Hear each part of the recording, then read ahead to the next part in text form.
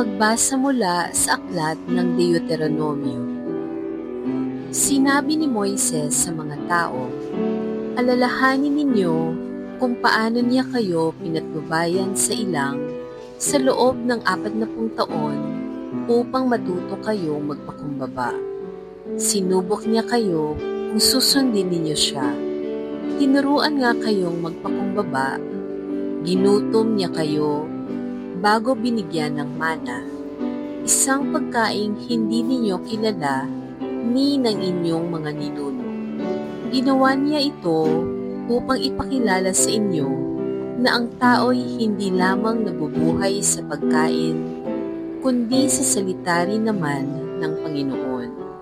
Huwag ninyong kalilimutan ng Panginoon na nagpalaya sa inyo mula sa pagkaalipin ng bansang Ehipto. Siya ang pumatnubay sa inyo sa inyong paglalakbay sa malawak at nakatatakot na ilang na puno ng makamandag na mga ahas at alakdan. Nang wala kayong mainom, nagpabukal siya ng tubig mula sa isang malaking bato.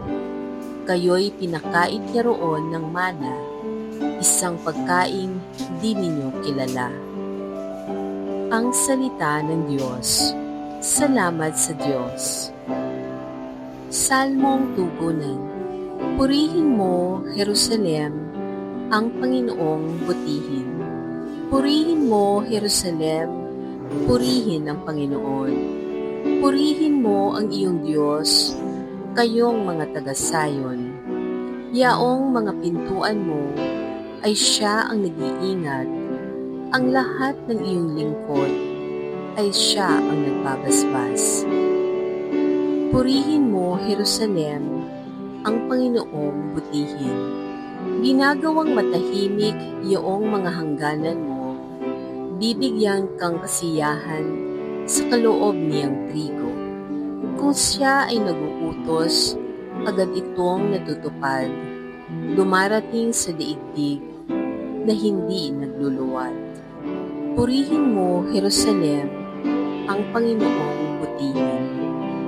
Kay Jacob niya ibinigay ang balita at pabilin. Ang tuntunit mga aral ibinigay sa Israel. Ang ganitong karapatan ay wala ang ibang bansa, pagkat hindi nila batid ang utos na itinakda. Purihin ang Panginoon. Purihin mo, Jerusalem, ang Panginoong butihin. Pagbasa mula sa unang sulat ni Apostol San Pablo sa mga taga-Korinto. Mga kapatid, hindi ba't ang pag-inom natin sa kalis ng pagpapala na ating ipinagpapasalamat ay pakikibahagi sa dugo ni Kristo?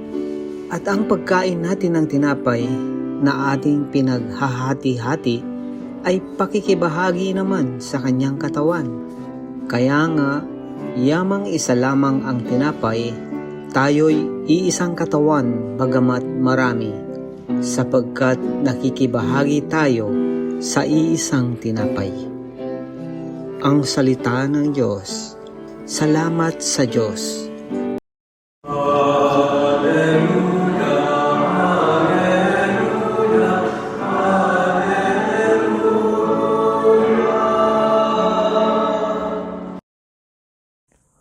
Ang mabuting balita ng Panginoon ayon kay San Juan.